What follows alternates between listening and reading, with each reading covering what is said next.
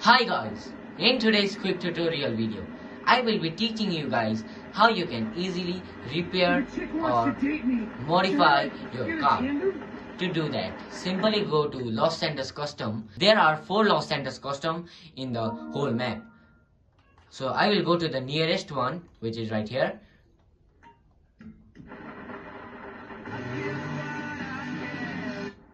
Los Santos Custom has the symbol of spray in it.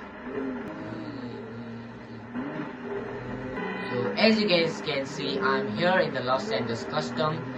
Now you need to go inside the sorter.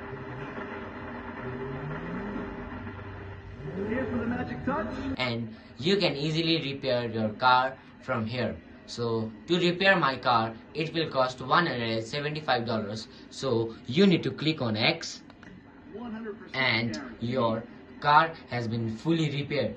You can easily modify your car, etc. from here.